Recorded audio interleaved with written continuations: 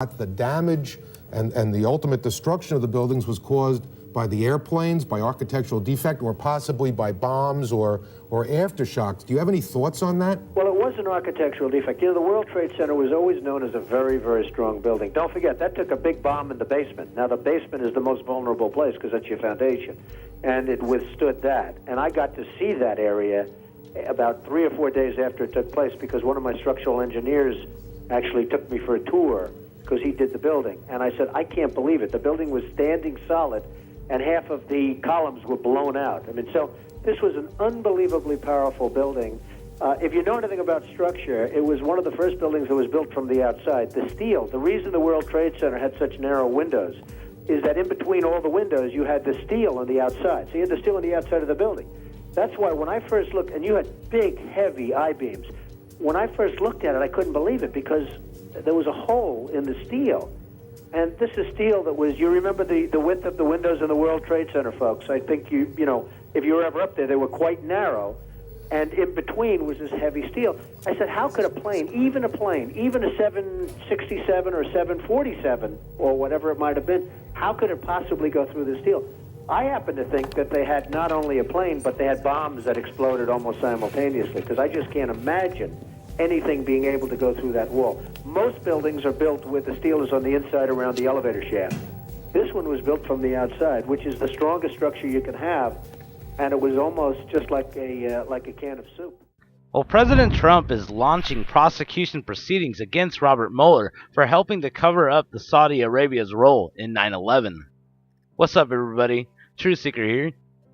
This video is sponsored by my tip jar, the only thing keeping this channel alive. So if you could tip me $1 or $2, I would kindly appreciate it, and thank you to everybody that's already supported. Now, moving forward, according to Trump, Mueller was instrumental in the cover-up of who really orchestrated the September 11th attacks, subsequently blocking victims' families from seeking compensation from Saudi Arabia. During an appearance on Tucker Carlson's show last night, attorney for 9/11 victims' family Jim Crindler said that rush to war with Iraq meant that the Saudi connection to 9/11 needed to be buried, and Mueller was instrumental in making this happen. This is why the Bush administration allowed prominent Saudis, including members of the bin Laden family, to leave the country even as flights were grounded nationwide. He undiscovered how George W. Bush was good friends with the Saudi ambassador, who gave $25,000 to one of the government agents who were helping Hosni and Midar, the two supposed terrorists. There was a huge body of evidence that Saudi government officials prepared for the hijackers' arrival, helped them, got them the money, English lessons, safe houses, and apartments, and provided the aid which it would have been impossible, according to the FBI agents who were working the case, for the terrorists to succeed, Crindler said. There were 19 hijackers on 9/11, and of those 19, 15 came from Saudi Arabia. Ever since the day of those attacks, the family members of some of the victims have been pursuing financial compensation from the government of Saudi Arabia. But one of the biggest obstacles to that compensation was FBI Director and now Special Prosecutor Robert Mueller. It's an important but not often told story we want to bring you tonight. Kathy Owens lost her husband on 9/11. Jim Kreidler is her attorney. They both join us tonight. Thanks very much, both of you, for coming on. Thank you. So first to you, Kathy. Tell us how you believe Robert Mueller has stood in the way of receiving compensation from the Saudi government.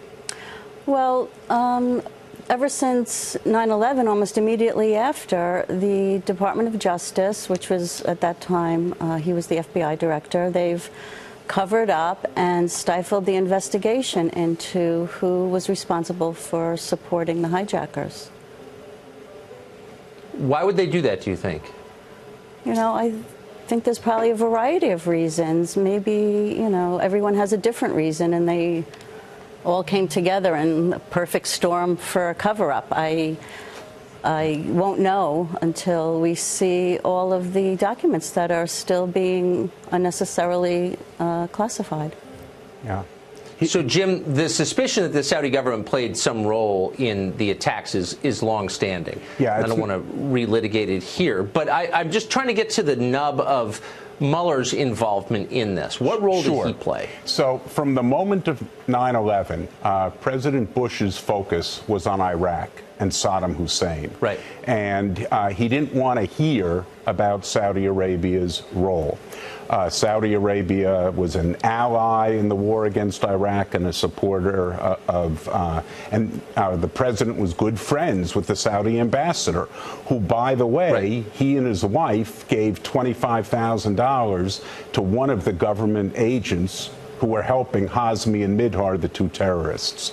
So, there is this huge body of evidence that Saudi government officials prepared for the hijackers' arrival, helped them, got them money, English lessons, safe houses, and apartments, and provided the aid without which it would have been impossible, according to the FBI agents who were working the case, for the terrorists to succeed.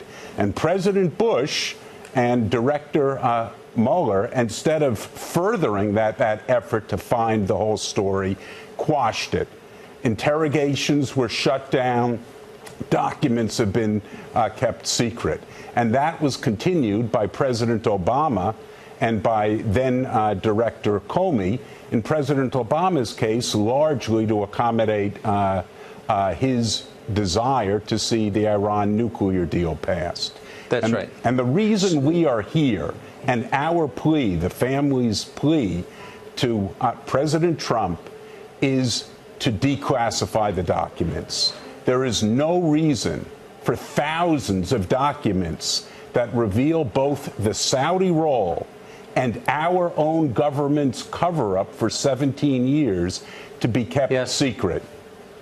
And it's on that, I continuing fervently today. agree with you. Right, and in the darkness, all kinds of theories flower, and so it's best to know. And I agree with you completely, and I wish you both success in that. Kathy, you too, thank you for joining us, both of you, tonight. Thank you, Appreciate Tucker. it. The rabbit hole is just going to keep getting deeper and deeper on this whole entire subject. I mean, George Bush is definitely going to be the next one under scrutiny with this, because literally every single bit of evidence points to George Bush when it comes to the telltale signs of how any of this was even allowed to happen to begin with. This isn't normal. Something like this was never supposed to happen. I could see it maybe happening in a third world country that doesn't have some kind of a security or defense system, but we do. We're supposed to, at least. And that's the biggest telltale sign that it was an inside job, was just the fact that it actually was allowed to happen. There was a lot of people that made a lot of money that day. A lot of records got destroyed that day. And also a lot of gold disappeared that day too.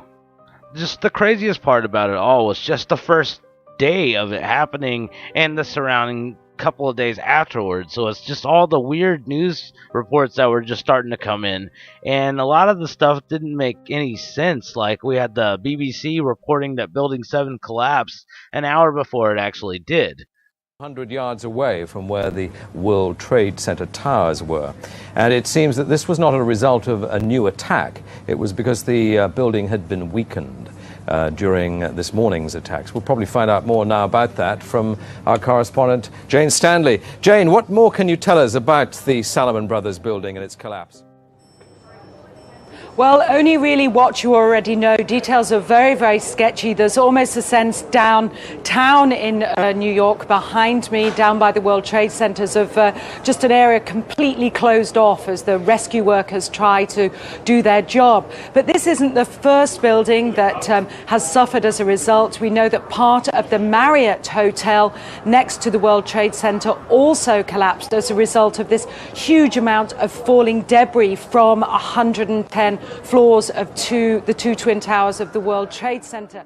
As you can see behind me, the Trade Center appears to be still burning. We see these huge clouds of smoke and ash, and we know that behind that there's an empty piece of what was a very familiar New York skyline, a symbol of the financial prosperity of this city, but completely disappeared now, and New York is still unable to take on board what has happened to them today. Presumably there were very few people in the Salomon building when it collapsed. I mean, there were, I suppose, fears of possible further collapses around the area. That's what you would hope, because this whole downtown area behind me has been completely sealed off and evacuated, apart from the emergency workers. That was done by the mayor, Rudy Giuliani, much earlier today because of, course, the dreadful collapse of the Twin Towers of the World Trade Center.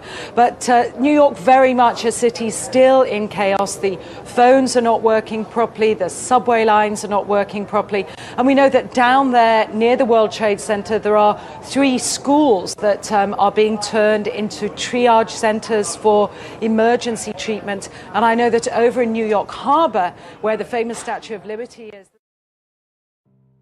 And we got Larry Silverstein literally coming out on PBS with an interview about it, talking about that they pulled the building. I remember getting a call from the fire department commander telling me that they were not sure they were going to be able to contain the fire. And I said, you know, we've had such terrible loss of life. Maybe the smartest thing to do is pull it. And they made that decision to pull, and then we watched the building collapse.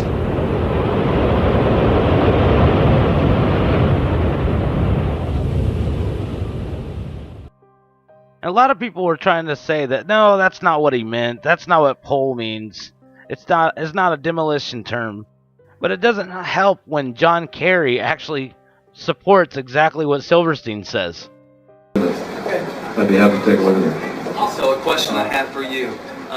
World Trade Center 7 was brought down on September 11th at 5:20 in the evening. The leaseholder of the World Trade Center complex, Larry Silverstein, gave a public interview on PBS in 2002, and he said that they pulled that building, which is a demolition term for intentionally bringing down a building. This man made over $5 billion from those buildings' destruction, and I want to know if there was ever a formal investigation into Larry Silverstein, the leaseholder of the World Trade Center complex, and his ties to this entire event. I don't believe there's been a formal investigation. I haven't heard that. I don't know that. I do know that that wall, I remember, was in danger, and I think that they made a decision based on the danger that it had of destroying other things, that they did it in a controlled fashion. They did it in a controlled fashion. They did it in a controlled fashion. Now, everybody and anybody that works around demolition knows that you can't just set this up in less than a day. You can't just wire a building to go whenever you feel like it. It doesn't make sense. That tells everybody that this was planned ahead of time. And I think the funnier part about it was they said the fire department was the ones that did it. Why would the fire department be the ones that do that? I mean, that just makes no sense at all. But in the 9/11 report, the building collapsed because a few office fires caused the structure to fail. Like, that's really believable. I mean, really, think about it. If some office fires would actually make a building collapse, then why do demolition crews actually go around planting explosives in buildings they're going to take down if all they got to do is light a couple of trash cans on fire? It just makes no sense. Nothing hit Building 7, yet it collapsed in the same fashion as the 2 towers did. I mean, there's so many audio recordings of the explosions, and if you compare it to a building that's actually being demolished, they sound pretty close. And by pretty close, I mean exactly the same sound.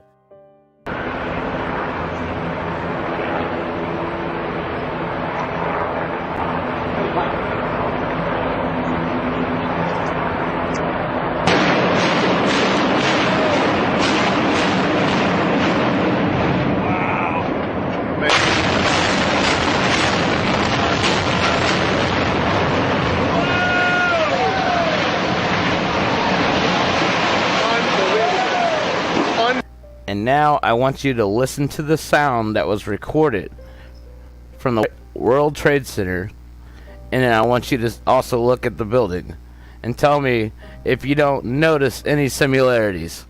Okay, hold on. You want to call your mother or something? Or something? Or something? Or something?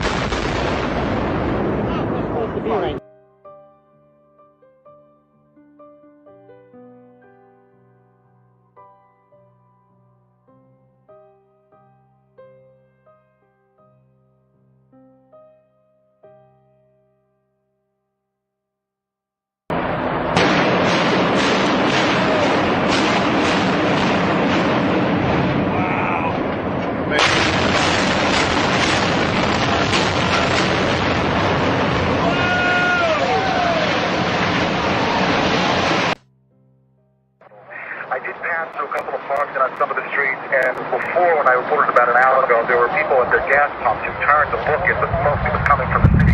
Folks stepping out of bodegas and stores to look. Now people are gathering in large groups. In fact, in one corner, I saw a group of people actually holding hands and praying. As I stand on the Manhattan Bridge, which is closed, it is open to pedestrian traffic. Some people are walking across, but there's just no way for them to, as I look out, something is that I can't.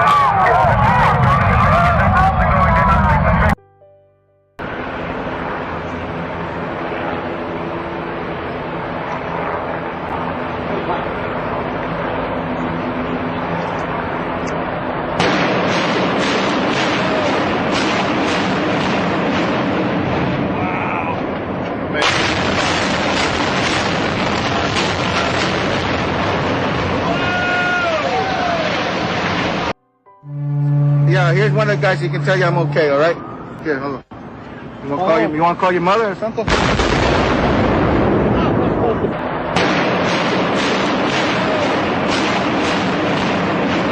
Mother or something? Mother or something?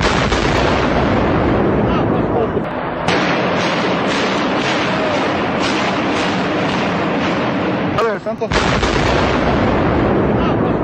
The whole 9/11 report was just complete BS. Like, it was all BS. It doesn't talk about explosions found, when there's actual recordings of the fire department saying that they found explosives. And eyewitnesses all over that recorded on the day of the attack talking about the explosions, and none of that made the report at all. What happened? We was in an explosion. We was in the lobby and then fucking the third explosion, the whole lobby collapsed on us. What was it like? What was it like? Horrible. It's like hell. You don't want to know. The whole building just collapsed on us inside the lobby. Was that a secondary explosion? Yes, it was. That was the planet, probably. Yeah, definitely a secondary explosion. Because we was inside waiting to go upstairs, and on the way upstairs, the whole fucking plane blew, and we just collapsed on everybody inside the lobby. Similar to the first tower coming down, secondary. I don't know about the first one, but I know the second was terrible. Then there was a third one too after that one. Third explosion after that. That's right. Everybody was inside the building, waiting to go upstairs. And they just let loose. Everything just let loose inside the building. So what you told me is that there was a plane or whatever hit the building, then a secondary explosion. It was like 3 explosions after that. We came in after the fire. We came when the fire was going on already.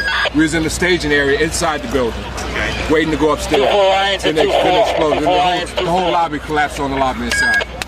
But then there were other doors that were locked, so we were brought into another floor when there was another explosion, and they finally let us continue to go down. What was happening around you? People screaming? No, people were pretty calm. When we got down to 6th floor, there was like another shake or another explosion. Everyone started panicking, but... Rick Sanchez has been there throughout this morning for us. Rick, tell us where you are and what the latest is.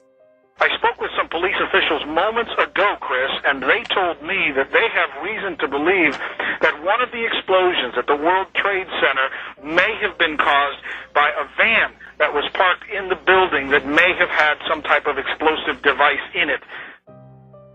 Joining me is Jack Kelly. Now, he is a foreign correspondent. He has some information about these attacks. Jack, what can you tell us happened first in New York?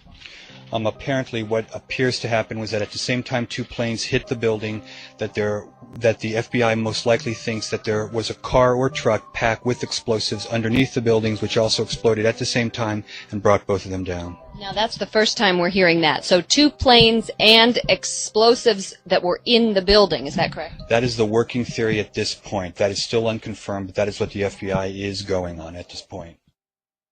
NBC's Pat Dawson is close to the scene of that attack. Pat? Just moments ago, I spoke to the chief of safety for the New York City Fire Department. We received word of the possibility of a secondary device, that is another bomb going off. There was another explosion which took place. According to his theory, he thinks that there were actually devices that were planted in the building.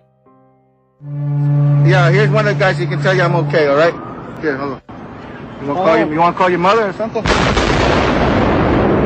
You gotta get back from here. You know that, all right. Get back. All right. Don't worry about me. You need to make calls right now. All right. Bomb in the building, start clearing out. Sorry, you sent the bomb? What'd you say? Bomb in the building. Start clearing out. Got it. It just went ba-boom. It was like a bomb went off. And it was like holy hell coming down them stairs. And then when we finally got to the bottom, they were coming out on a mezzanine level there, and another explosion came right from it because everything went flying. Like, it sounded like gunfire, you know, bang, bang, bang, bang, bang, and then all of a sudden, 3 big explosions. I was about 5 blocks away when I heard explosions, 3 thuds, and turned around to see the building we just got out of, antenna tip over and fall in on itself. At 10:30, I tried to leave the building, but as soon as I got outside, I heard a second explosion and another rumble. And then a fire marshal came in and said we had to leave because if there was a third explosion, this building might not last. We stuck on the stairs for a while. We finally got down to the lobby. Then we get to the lobby, it was this big explosion. As we were getting our gear on and making our way to the stairway, there was a heavy-duty explosion. Then somebody said that they saw an airliner go into one of those towers. Then, I don't know, an hour later than that, we had that big explosion from much, much lower. I don't know what on earth caused that. We've heard reports of secondary explosions after the aircraft impacted, whether in fact there wasn't something else at the base of the towers that in fact were the coup de grace to bring them to the ground. I did pass through a couple of parks and on some of the streets, and before, when I reported about an hour ago, there were people at their gas pumps who turned to look at the smoke that was coming from the city. Folks stepping out of bodegas and stores to look. Now people are gathering in large groups. In fact, in one corner, I saw a group of people actually holding hands and praying. As I stand on the Manhattan Bridge, which is closed, it is open to pedestrian traffic. Some people are walking across, but there's just no way for them to, as I look out, something happens, I can't.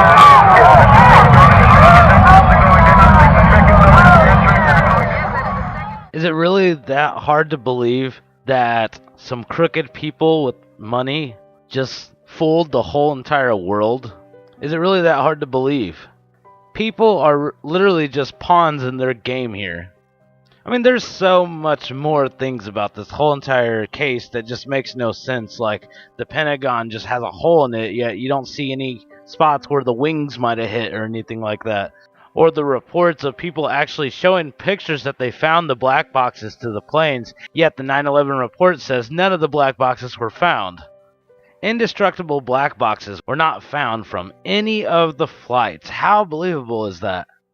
We've been able to track down black boxes from airplanes since World War II, and you're telling me that we can't track down today's black boxes? I don't believe that.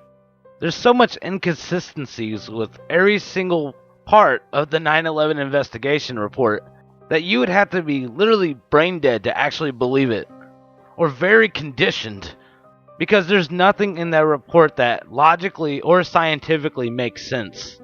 How is it that everything a part of those towers that disintegrated, including every single piece of the plane, is just totally gone besides the engine that was on the sidewalk that didn't even match the plane? But in the pile of ash, they find the ID of the pilot hijacker. A paper ID, I might add. It was a piece of paper. It was still intact, not burnt or anything, and it had his name, picture, everything right there. Well, look, I think this is the pilot. That whole entire thing just sounds like a child wrote a screenplay for a movie that they wanted to make, because there's nothing in there that logically makes sense at all. Of course those black boxes were found. I don't see how they couldn't be. I mean, every single thing about the investigation is all just a giant lie. Every single thing. And they even had to have Hollywood play a role in it with the Flight United 3 movie. They wanted people to have this narrative of what really happened. And they didn't waste any time on putting that movie out. They wanted to release that super fast, hoping that it would indoctrinate a lot of people. But I swear, the feeling that I got on that day is probably a very shared feeling amongst the majority of people throughout the whole entire world on something's not right, this wasn't supposed to happen, and it was allowed to happen. That was the feeling that a lot of us got. So I think Trump is really onto something right here. He investigates why Mueller is sitting there trying to cover up everything. Then maybe he'll actually start breaking out the real truth to all this finally. Because we know it goes way deeper than the Saudi Arabia story. And we're not all idiots. And so I have a really good feeling that after the 2020 election, we're going to see a lot of stuff that we've been dying to see for a long time. And that's justice. What do you guys think about all this? Definitely leave your thoughts in the comments below. Thanks for watching, and I'll see you guys in the next video. Peace!